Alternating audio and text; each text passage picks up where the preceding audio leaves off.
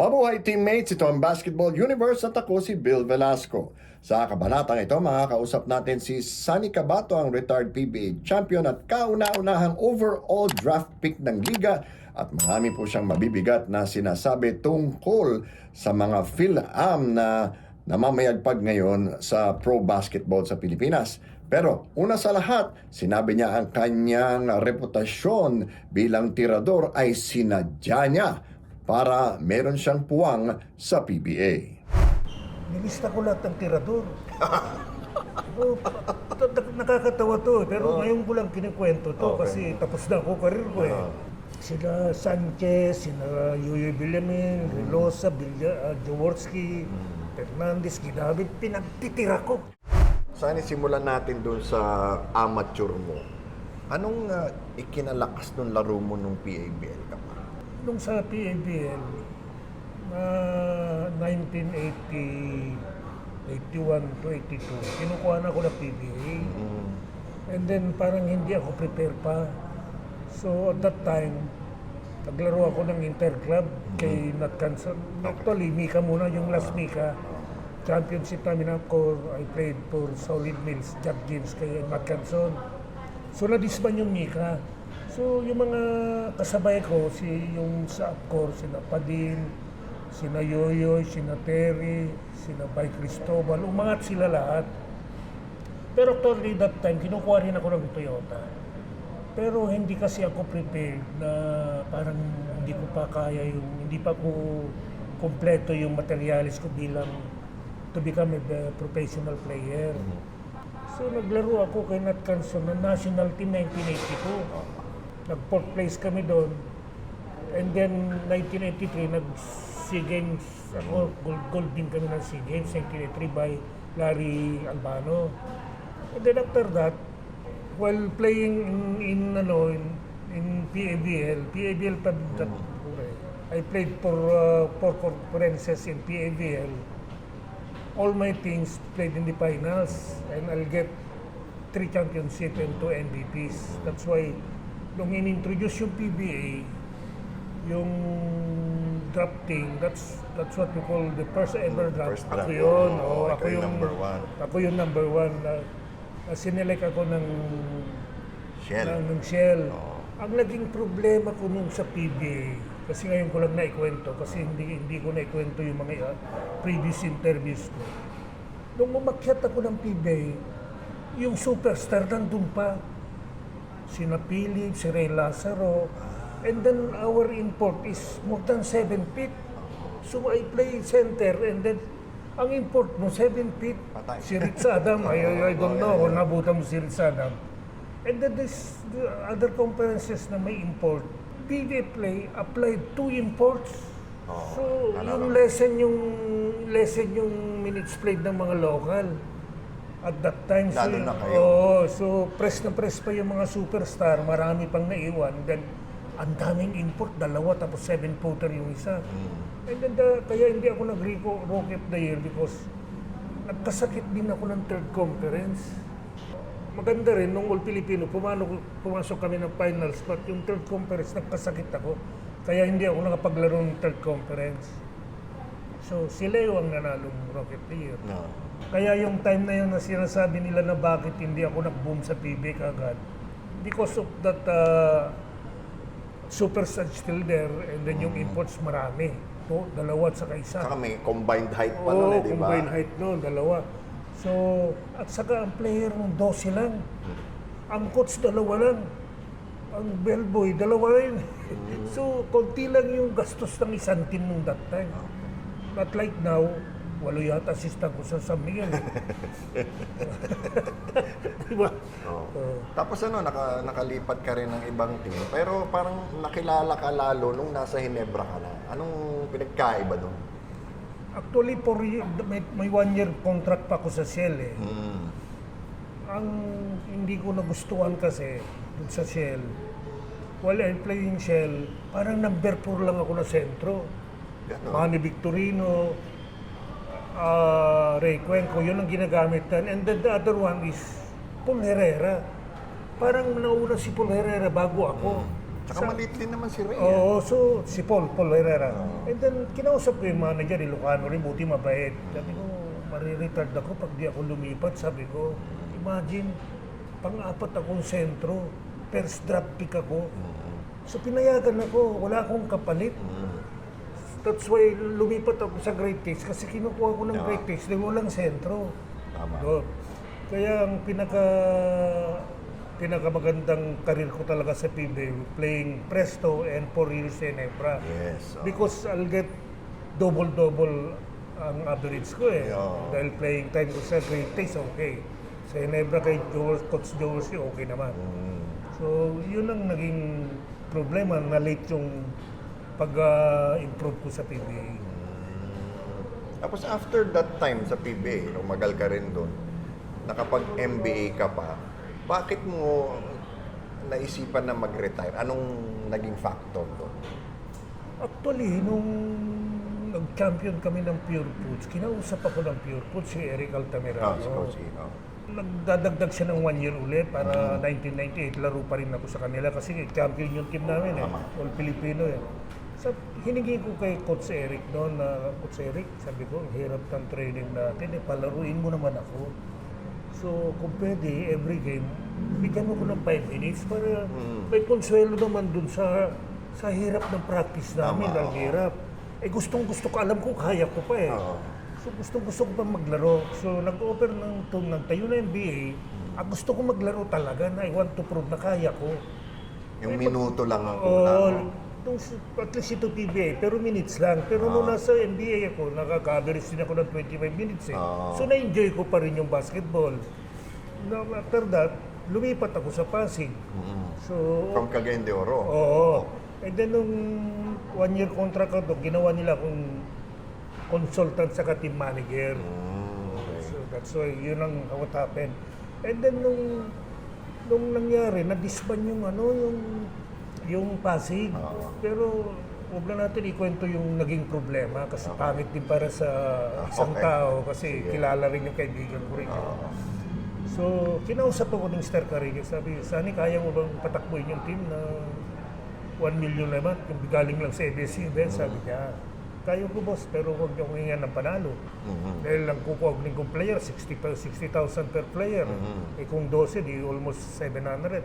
Para mayroon din sana kung magagamit pa sa ibang gastusin. So pumayag ako. Kaya lang nagkaroon ng problema. Nag-disband siya. Nagkaroon ng problema yung team. Kasi may nangyari na hindi maganda. Kaya hindi natuloy yung pag-coach ko noon sa Pasig. Okay. So anong plano mo noon? Kasi mawawala na yung basketball sa'yo. At that time, tumakbo akong konsyal ng Quezon City. At that time, number 7 ako, 6 lang yung mananalo. So, yung ibang pera ko, naghamit ko doon. Tapos, may property ko sa Fairview. Yun yung ginamit kong ibinenta ko, pinambayad ko sa kampanya kasi malaki rin yung kampanya na utang. Nakautang din ako eh. And then after that, nagtayo ko ng negosyo. Okay. Water refilling. So, nasulder din yung sa tagal kong yung water refilling kasi 5 to 7 years lang ang buhay, masisira na yun eh. So, at least na-sustain ko yung 7 years of that maliit na negosyo. And then right now, nagagamit ko rin yung mga kaibigan ko sa kayong connection. Dahil yung mga ibang project, like for example yung Mapua, hindi alam ng mga taga Mapua, ito na bubuwa ano yung jeep nila. Pero simple lang yun. Okay. Hindi nila, kasi yung ginagawa ko kasi, pag may project na itatayo mo, for example, makikipag-negotiate ako sa iyo. Tapos hahanap ako ng gagawa. Ganun yung ginagawa. Kasi hindi naman ako contractor, kaya lang ipapagawa ko sa nakakalam. Pero Wala kang DPWH. wala. Muntik na. Muntik na. Kasi nung tinatanong ako ng friend kong contractor, parang may connection ko pa niya. Actually, hindi ko masyadong alam pa yung flood control nung una, na ganun pala labanan, no? Buti sa awa ng Diyos, buti hindi rin ako nakapasok doon. Nung ito nasabi ko to dati, sabi mo sa akin kung totoo, bakit si Sunny Cabato sa labas ng basketball court napakabait? Pagpasok sa basketball court, nag-iiba. Uulitin ko to Uulitin ko tong interview na to Na-interview na ako ng maraming na-interview. Pangalawa kitang sasagutin. Actually, first drop ako sa PBA. Oo. I want to longer years to play in the PBA. Even 10 years lang, okay na. Kasi 16 lang ang team nung Oo, araw tama. Bill, eh. Oo. So sabi ko, maka 10 years lang ako. Baka ipon ako ng pag-aaral ng anak ko. And then, may magtatayo na ako ng negosyo. Parang yun ang nasa isip ko. Kasi actually, muntik na ako maging accountant kasi kaya magaling ako sa pera. Kahit malit ang sweldo ko, hindi mo ako pwedeng Hindi maluloko. Oo. Ang ginawa ko, my plan is to become to add my to magtagal yung PBA career ko. Alam mo yung plano ko, Bill? First drop ako, first day of the game. Alam mo, iniisip ko noon. Sabi ko, paano kaya ako magtagal sa PBA? Hindi naman ako, wala naman akong play. Rebound defense lang ako. Diba? Rebound defense, yun lang naman ang favorite ko eh. And then sabi ko, alam mo ginawa ko, Bill? Nilista ko lahat ng tirador. Oh, nakakatawa to, pero ngayon ko lang kinikwento to kasi tapos na ako karir ko eh. Sila Sanchez, sila Yuyo Villamin, Relosa, Jaworski, Fernandez, ginamit, pinagtitira ko. Nakakatawa din yun. Interview mo yung interview uli si Jerry at saka sa Kante. Sino daw nag-welcome sa akin? Hindi, ako yung nag-welcome sa kanila. So 2 years contract ako sa Ciel. Nung first year, ganun ang ginawa ko. For my second year, diba, lumuluwag na yung depensa, ayaw akong dikitan. So meaning, may phobia na. Yeah. Nakatatak na sa isip nila na, mahirap pang ganyan si Sammy kasi na may bawi. So nung second year ako, na-miss ko na ako ng 12 points. Ayan. So, pa-export ako, yun nakapag-renew ako ng contract. Actually, dapat naka 15 years ako sa PBA. 12 years lang kasi ako eh. Isa sa Pure Po, sinayawan ko. 1999, inuperan ako ni Eric Altamira sa Mobileye. Ang tinanong ko lang, Coach, yung practice ba natin sa Pure Foods, gano'n pa rin ba practice? Oo, siya ang pinakamahirap magpa-practice si Eric sa lahat ng coach. Coach, hanap talaga iba, hindi ko na kaya yun eh. Imagine pag nag-practice ka, pag 40 years old ka na pala, pag 3 hours ang practice mo, 3 days din yung bawi ng babalik yung lakas mo. So sabi ko, para lagi akong bugbog. Bugbog ako pag-uwi. Bukas bugbog pa rin ako. Yung pangalawang araw, yung pa rin ako babawi yung lakas ko. Tapos hindi maglalaro. Oo. Yun yung mga kwento ko no, sa PBA. Actually, napapanood ko yung mga Hinebra na laro ko, na double-double. Ito, hindi kasi nasilip sa PBA na binabanggit yung best rebounder sa PBA. Yes, Kung magbabasehan mo ng best rebounder, yung malitang minutes, pero ang daming rebound, ako yun. And then, member ako ng 2020. Wala, ang club na yon, ang 2020 nung araw, ang naggawa nun, yung mga media ng PBA. Kunyari 20 points ka, 20 rebounds, gano'n. So actually natatandaan ko 3 lang kami noon eh. Si Fernandez, si Abing at saka ako. Si Abet yata hindi pa nakuha yun eh. Si Namani Victorino hindi nakuha eh. So meaning, 3 lang kami noon na mayroon noon na award. And then ngayon marami na si John Mar sa Albueva. Siyempre. Yun yung naging kwento na hindi alam nung ibang manonood na ikukwento ko sa iyo. Sabi ko, iisip ako, ano kaya kwento ko kay Bill ngayon? Kasi tatanungin niya yun eh, sabi ko. Siyempre, kasama yun sa interview. Mayroon ka bang pinagsisisihan or may himutok ka pa ba sa PBA? Actually, wala. Kasi before that, I'll answer your question. Naalala mo nung naglaro ng... Ikwento ko na lang dito Naalala mo naglaro kami ng All-Star sa PBA, sa Amerika. 2008 yata yun. Last game na namin yung San Diego. 4 games yun eh. Sabi ni Joe, lahat ng sikat sa PBA, matanda o bata, nandun kami lahat eh. would you believe, Bill, may nag-interview sa akin para sa magazine. May nag-interview. Alam mo ang tanong, Sir, sabi niya, ano ba nakuha mo sa pagiging PBA mo? Yun ang tanong, yung parang ganun din yung tanong mo ngayon eh. Sabi ko, unang-una, nagkaroon ako ng pangalan. Tama. Oh. Pangalawa, nagkaroon ako ng konting pera sa may pag-aaral ng anak ko. Yun lang yung tinagot ko. Would you believe, Bill, kung sino yung nag-interview sa akin? Ilalabas sa magazine sa Amerika yun eh. Anak ni Rudy Distrito, si Sweet Distrito. Talaga. Nagulat ako. Tapos ganun yung tanong. Ay, anak ka pala ni Rudy. Oh, tito, ako si Sweet, sabi niya. Yun. So, yung mapunta naman tayo sa regret. Actually, ang naging problema kaming mga rookie nung araw, na-feel ko na to eh. Yung superstar kasi nung araw, binabantay ko, puro import, superstar eh. Medyo dehado kami sa tawakan. Siyempre, konting dikit lang, Paul ka kasi rookie ka lang. Yun lang naman.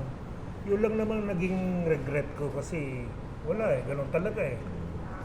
And then I want to show to my province na kasi mahirap yung sitwasyon ko, Bill eh, dahil I represent the North eh. Ako lang yung Ilocanong player. Tama. So, itinatak ko sa isip ko na hindi ako pwedeng buli-buliin sa PBA. Kasi nire-represent ko yung Ilocano clan eh.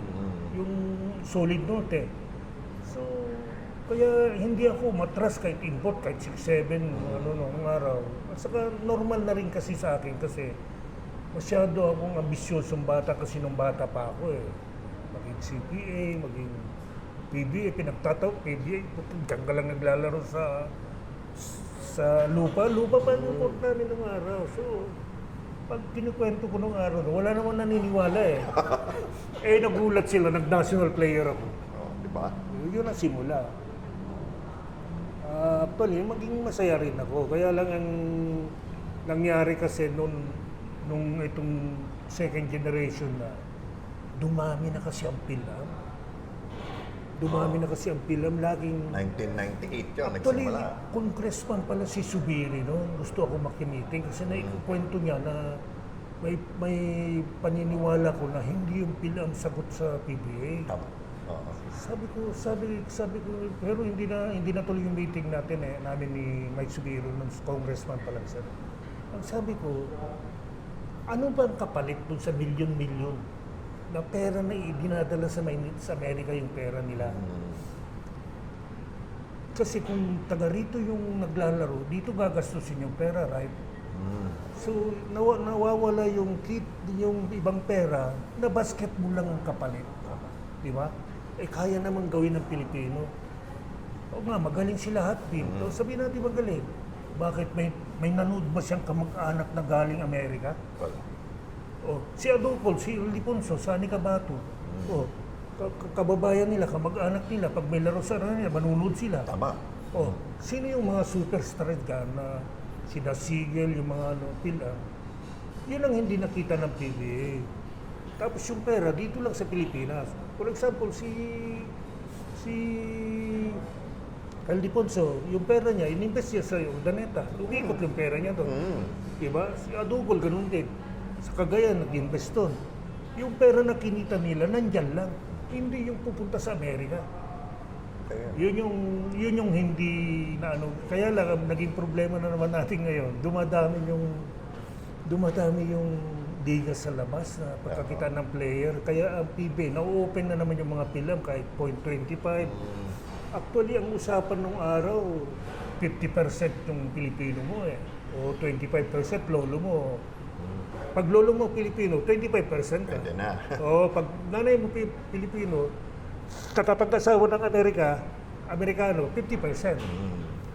And then nung time namin sa PBA, Bill, tayo lang yung may professional sa Asia. Second, konti lang ang professional sa ibang mundo. Kaya ang import ng panahon natin, magagaling. Tama. Diba?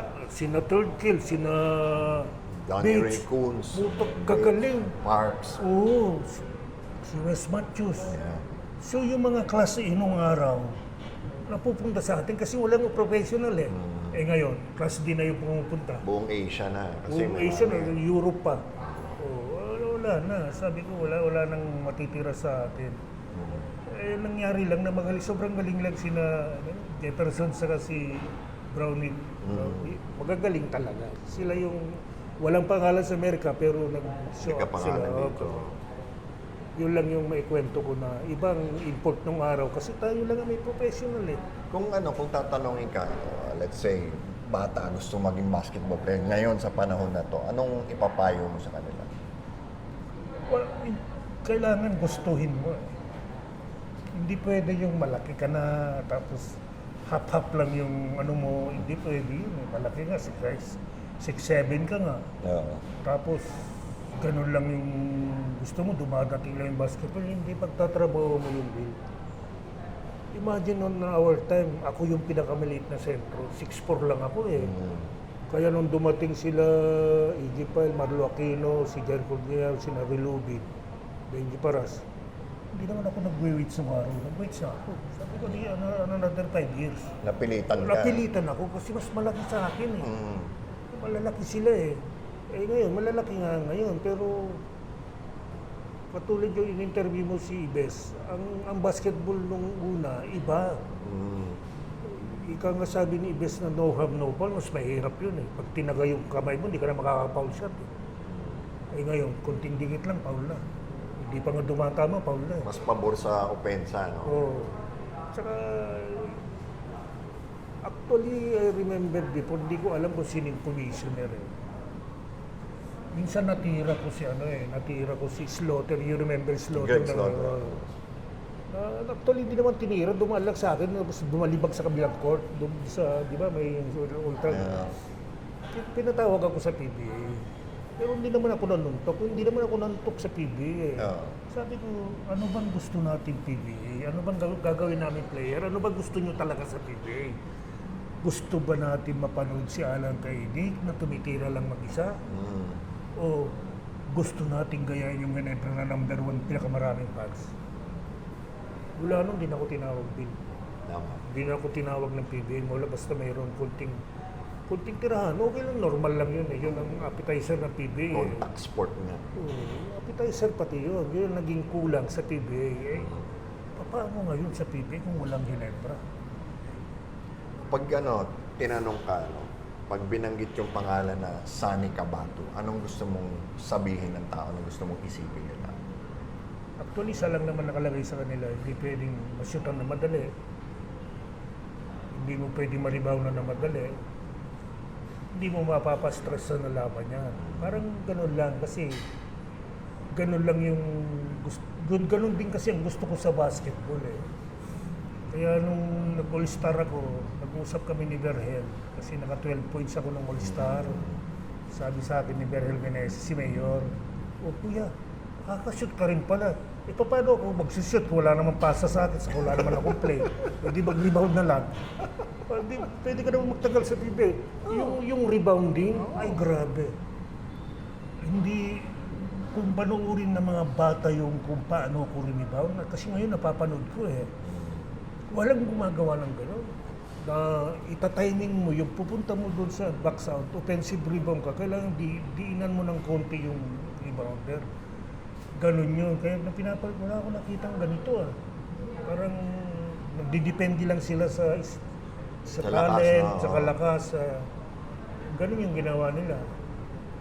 Kaya tinanong mo nga sa akin yung yung Jerry yung paano siyam na MVP na ba si Junmar. Sabi ko nung una, hinulaan ko na ng 6 na MVP yan. Mag-6 na MVP. Napanood ko kasi ABL yan, katimit ni Junjun. Sabi ko makaka-6 na MVP yan. Ang siyam. Makaka-12 pa yata kung mag-3 years pa mag-PBA. O, di ba ngayon, lamang na naman siya. Walang katapat eh. Hindi siya katulad ni Ramon Fernandez na gagagalaw siya. Pero mas mahirap ng guardian yun. Kasi pwede kang may ACL. Gumagano pa si Ramon. Kaya si Ramon talaga pinakamagaling. Sa sentro sa PBA. Na dominant lang ni John Mar pero iba yung si Ramon. Thank you, Sunny. Salamat. Salamat sa oras. At yan ang Basketball Universe para sa araw na ito. Abangan kami ng Lunes at Biyernes sa YouTube at Facebook. Kaya like, share, subscribe at follow na rin. Laging tandaan saan man kayo at anuman ang ginagawa ninyo, magkakampi tayo. Ako si Bill Velasco at ito ang Basketball Universe.